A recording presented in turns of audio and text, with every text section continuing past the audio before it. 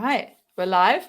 So first of Great. all, I have to say thank you so much for joining this stream, because what time is it where you are? About 1:30 in the morning. Absolute hero. So happy to have you on. But yeah, we had to just announce that. So I'm tired from running an event today, but if you're tired, just whatever happens, thank you so much for being here. Well done. Well done is the main thing. You're welcome. The good thing is it's Friday here, so it's the end of True. my week. In the future. I love it. Okay, before we start, you mentioned when we did our prep call that you have a great background. I am one who loves a funky background. So what have you got on that bookcase? A quick summary of what's going on. Oh, it's definitely my nerd shrine. So there's Legos. I'm a big science fiction fantasy fan. So got some Star Wars Lego, a lot of my favorite authors. Peter Hamilton, Brandon Sanderson books, leather-bound books. I love those. Yeah, and then Legos from places I've been and lived and have special memories from, actually. So this is Singapore, the Marina Bay Sands. I don't know if anyone recognises that. And then what's that one called? I've forgotten it's changed its name, but the one in Dubai, the really tall the really one. tall. It Yeah. was Burj Khalifa, but then it changed its name, so I've forgotten. But and then a bit of gaming scenery and board gaming, Dungeons and Dragons, everything. So yeah. I love that for Lego where you've lived. I mean, I just live in London, so I've always lived in London. So it might be pretty boring, be just a bus or Big Ben. But that's really cool because this Gauntlets Lego, my parents got that for me for a birthday. And so I feel like, and I've got my Funko Pops to the side, but I do. There's many an Easter egg. When I swivel around in my chair, people can see a lot of what's on my room. Anyway, the car appears and everything. Yeah, it's good. Yeah. Awesome. All right, let's get into it. So welcome everyone to the Keys to AWS Optimization, the show where we share stories, concepts, and solutions to help you unlock your spend at AWS. My name is Stephanie Gooch, and I'm a Senior Optimization Architect at AWS. Thank you so much for joining. As always, any comments, questions you have, please feel free to put them in the chat. And we have today Aniko, just double checking how to pronounce the name, talking about S3 Lens. SAP Lens. I've talked about S3 Lens today. Do you know what? I had one job today, Steph, was not to muck up the title. If only this was a edit redo. SAP Lens. Take two. Yep. SAP Lens version 2. That's a good little segue, version 2. But yeah, so excited to learn about it, especially because, like a lot of times on this show, I don't know anything about it. So we're going to chat about the new release that happened at reInvent last year, and about what the service is, and generally learn about how it can help customers. So before we start, do you want to give us your 1 minute origin story? Yeah, absolutely. Thanks, Steph. So I began my life in technology a long time ago, actually in HR and payroll systems, and I built one of the first candidate recruitment management systems, took a company from paper to digitization, and that was my on-ramp into tech. And that was a sort of enterprise resource planning type system, and so I joined a consulting firm, which was Accenture, and I got into SAP, which is the world's largest ERP vendor, and I've basically been in SAP for almost 20 years now, and implemented SAP, upgraded it, innovated on top of it. Moved it to cloud, and more recently, obviously been working on modernizing it as much as possible in conjunction with AWS.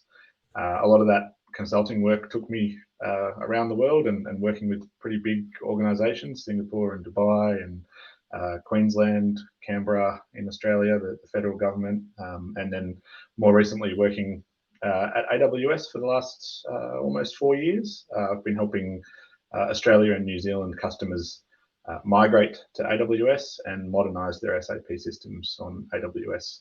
And the great thing about working in SAP is you really do get to work with like all these brand names, right? So BHP is one of the biggest customers biggest companies in the world, but is a big customer. Macquarie Bank, Commonwealth Bank in Australia. These are household names. Our utilities, our banks, things like that. They all run SAP for their enterprise resource planning, and just fantastic seeing all these different businesses and how they run and helping them get value out of SAP as they move to AWS.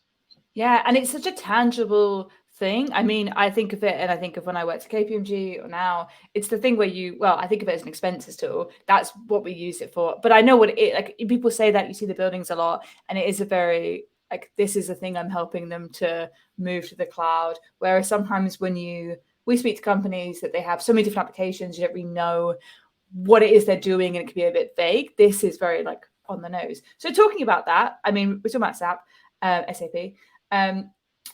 What is SAP Lens? Sure. SAP Lens is our specific lens for the AWS well-architected framework. I guess a quick overview of the well-architected framework. You've probably covered it before, but the 6 pillars: security, reliability, cost optimization, performance efficiency, operational excellence, and sustainability, I think.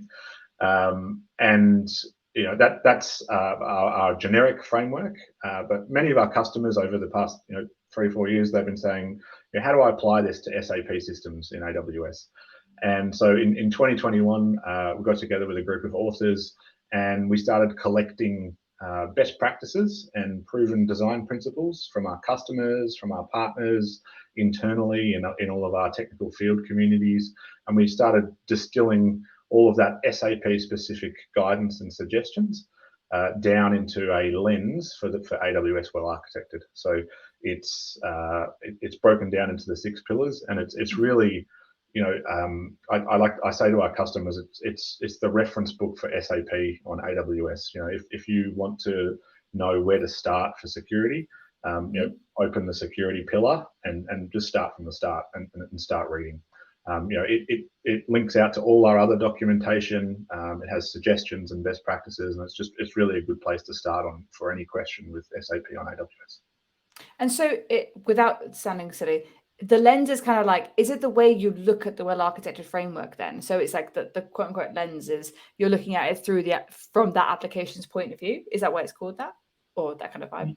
Yes, yeah, and it is its own white paper. It is its own, link that you can go to and read. But we certainly started with the AWS well-architected framework more generically, and we took those design principles, and then we said, can this apply to SAP? Because in some cases, some of those design principles can't, like containerization and such. Some of those things you cannot apply to SAP because of its architecture. It runs on EC2 instances. There's very little sort of RDS generally in an SAP architecture. So we took the generic well-architected and we said, does it apply? If so, yes. And then how? And how do you suggest we apply that to an SAP environment running on AWS? Awesome. So we're going to go into in a bit some of the actual optimization style conversations that you would have. And I think if you are out there today and you run an SAP workload, then this is definitely a kind of conversation for you to tune into. But before we get into that, we obviously mentioned at the start, this is version 2. So what's the difference between version 1 and version 2? Yeah, cool. Thanks. Great question. So version 1 was a big lift, and it's I think it's about 100 pages worth of advice and design principles and best practices. Version 2, we added the sustainability pillar because that came out between version 1 and version 2, and our focus on sustainability as an organization and for our customers has grown drastically over the past 2 years. The second change we added was a start to finish update with all of our services. A lot happens in a year.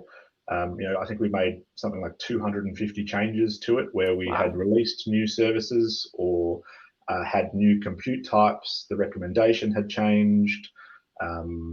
We release a lot of SAP specific services as well, like Launch Wizard to automatically deploy SAP systems on AWS. We've integrated SAP with Application Insights. It's called App Insights for NetWeaver. And so all of this innovation that AWS brings and regularly releases was sifted back through the lens and updated in version 2.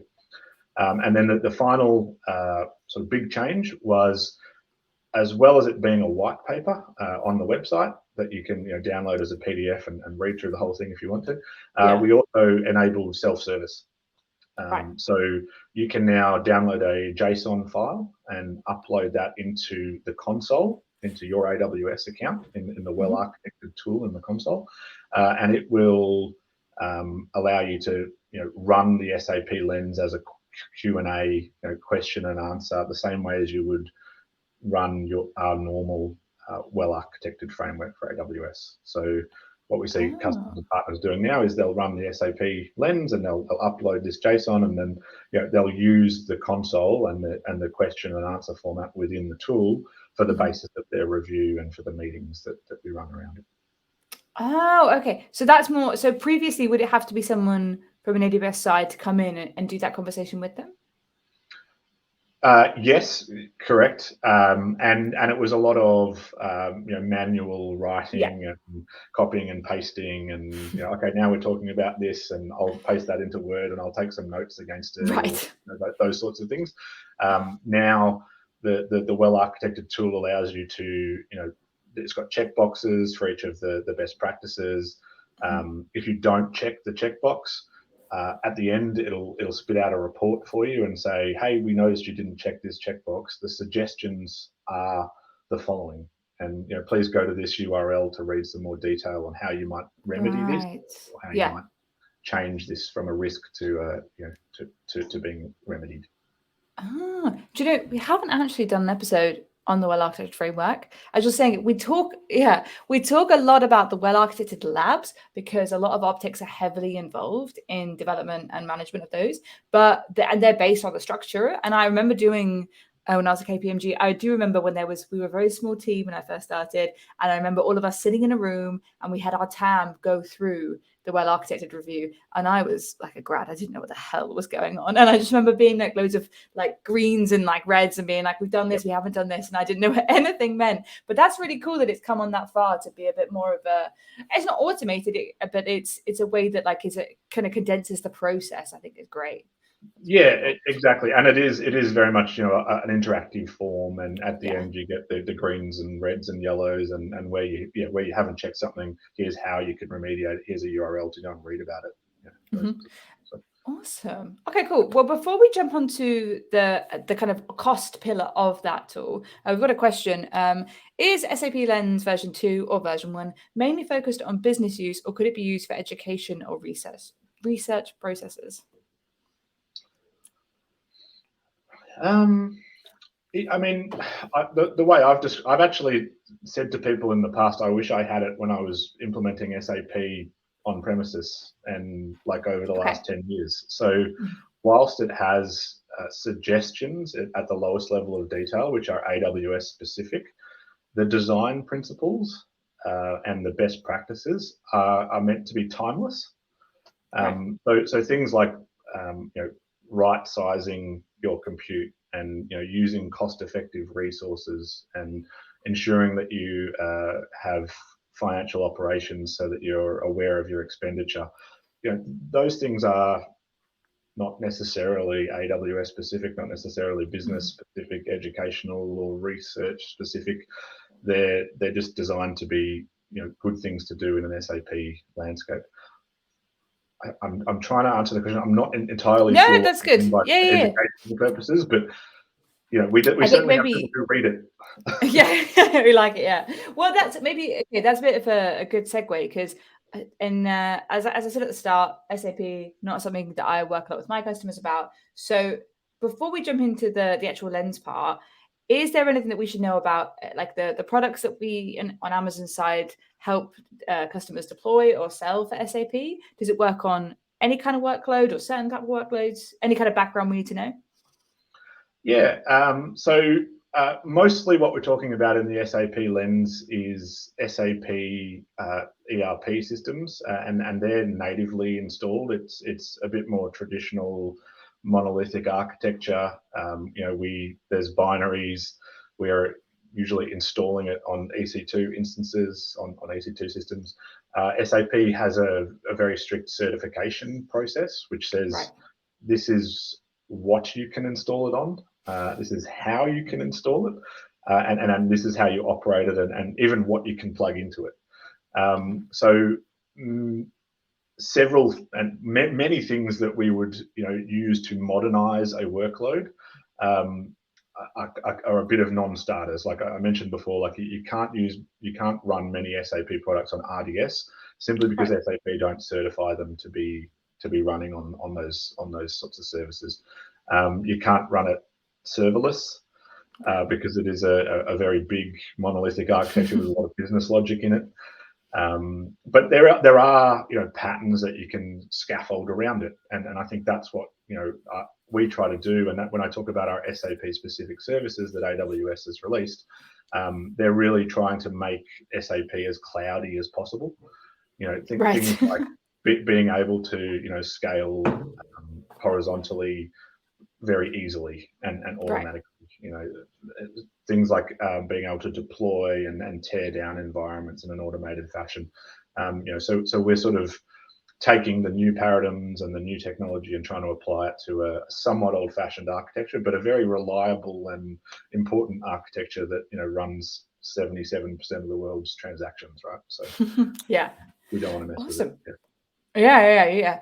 And so let's get into it. So, what are some ways in which we can optimize SAP? Just kind of maybe a couple. Obviously, we recommend doing the whole well-architected review. But yeah, if you were going to pick a couple ones that you see customers kind of make the most benefit from, what would you say? Yeah, there's probably sort of four key themes. Just like the first one is the architecture pattern that a customer chooses. The second one is the compute type. I'm kind of going from largest to smallest. The third is the storage type that they use, like EBS and shared storage and things like that. And the fourth one is how they derive value from operations by adopting those SAP specific services that I talked about, and reducing that undifferentiated heavy lifting that we want to reduce for our customers a lot. So I could talk through those in a little bit of detail. Sounds good. Yeah. So the architecture pattern is generally all about what your business requirements are and how much redundancy you have. So SAP systems can be quite big. If you talk about SAP's most modern product, S/4HANA, the ERP system runs on an in-memory database called HANA. And we see customers having sometimes 2 terabytes, 4 terabytes, up to 24 terabytes and even 60 terabytes of databases in memory. And that has to run on our EC2 servers. So they run on these really big EC2 servers, like the high mem ones, the U24 terabyte, the U6 terabyte. So when you talk about redundancy on those, if you want 3 copies of your production system because you want a highly available one across availability zones, and then you want another one in another region for disaster recovery, then you're talking about having 3 really large and really big ones, costly servers, right? And so really understanding what your recovery time objective is, what faults you're protecting against, and how quickly you need to recover from those types of faults is really important. And we do see some customers that they might do that, and then we go back to them, we have a well architected review, we talk to their business, and the business says, oh no, it's okay if SAP is down for 4 hours. It runs our manufacturing site, but we plan our manufacturing on a 24-hour rolling basis, and we can fall back to paper-based forms for 4 hours if we have to. We'll receive and the site will keep going.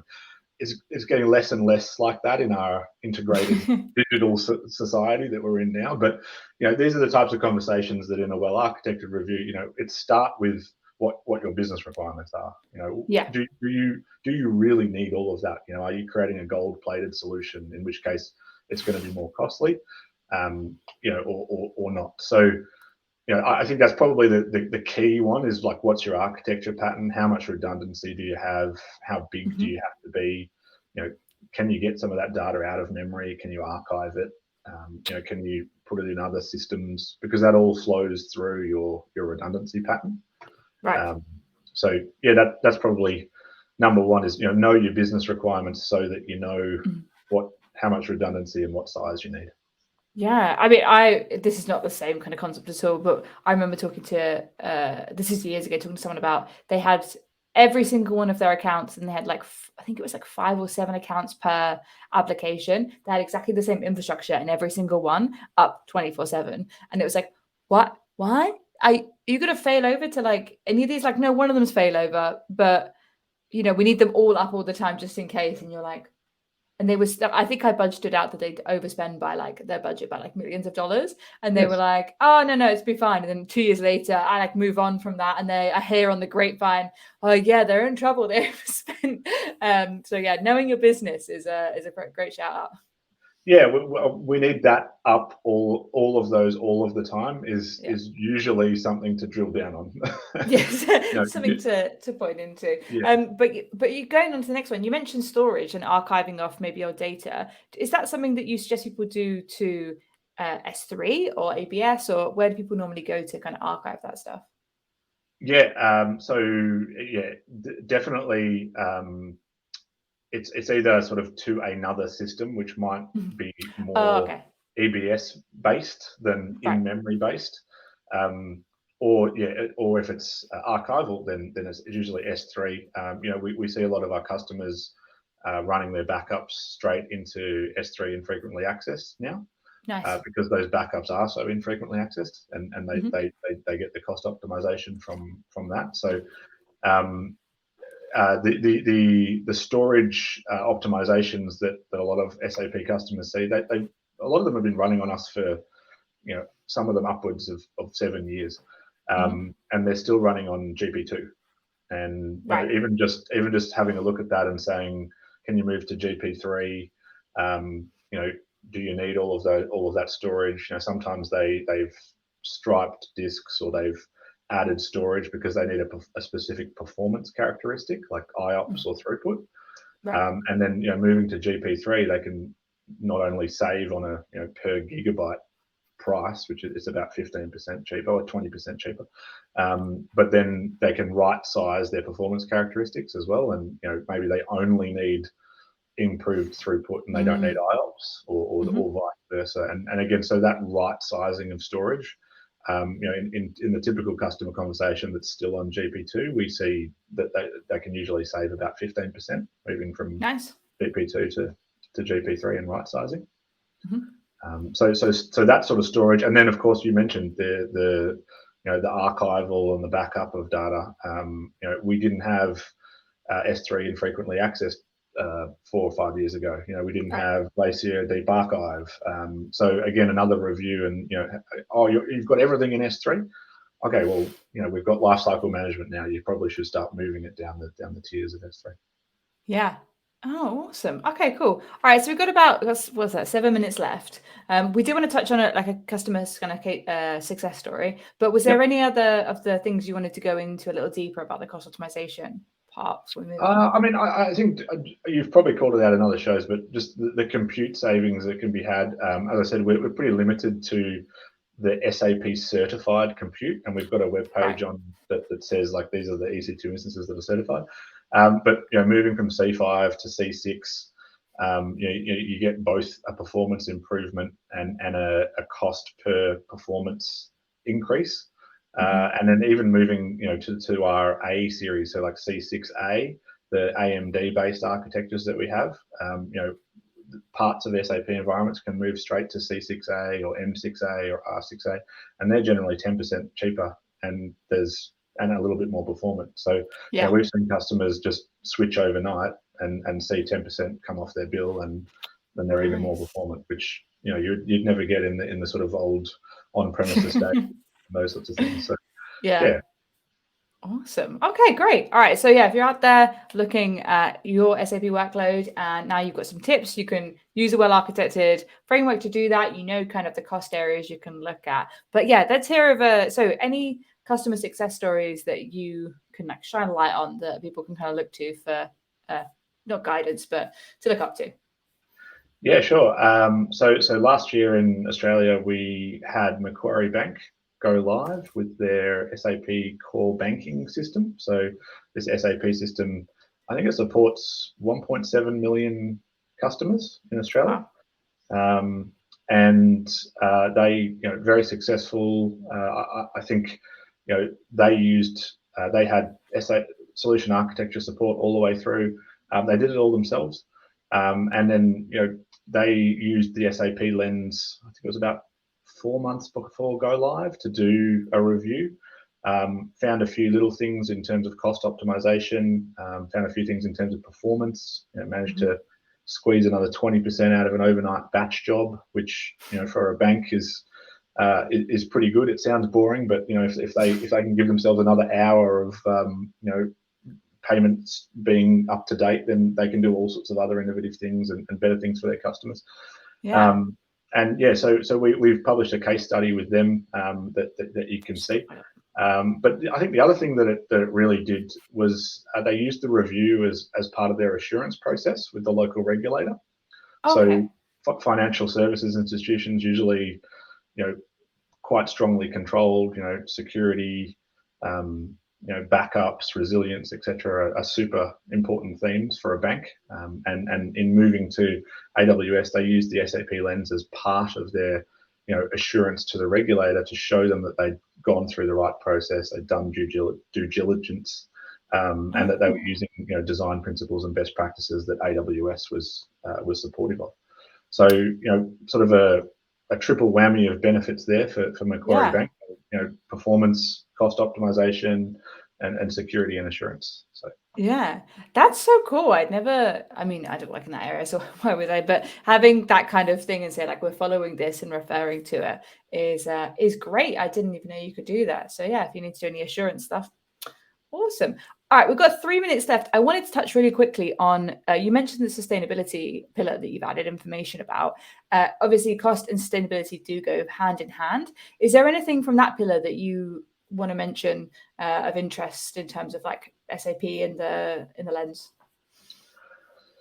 Yeah, we don't have any sort of specific sustainability services for SAP, and many of the suggestions that we have are quite aligned with cost and cost and sustainability too. I think the only I guess branch that we saw in terms of where cost and sustainability were sort of went in different directions was things like turning off systems when you don't need them, even if you do have the 3-year savings plan or the 3-year reserved instance. That there's still weekends, out of hours, non-production systems that even in the SAP world, can be turned off. And we usually see customers, saying, "Oh, it's okay. I've reserved the instances anyway, or I've got the savings plans anyway, so I'm just going to leave them on."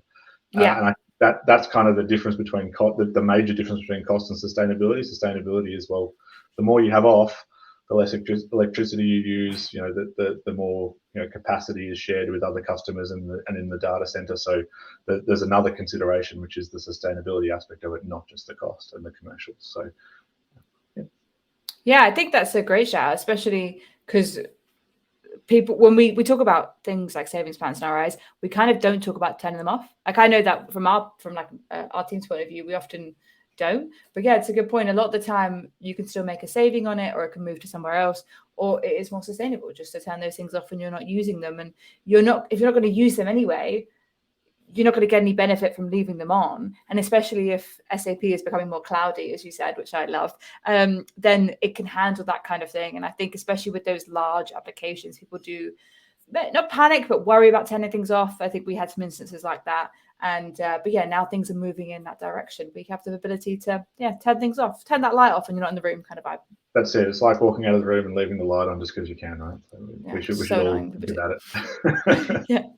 Awesome. All right, that is it. We are done. Thank you so much. That was so informative. I am definitely going to look more into maybe doing a full episode about the well-architected framework and get someone on to do that. Maybe come back. And we've had thank you for streaming.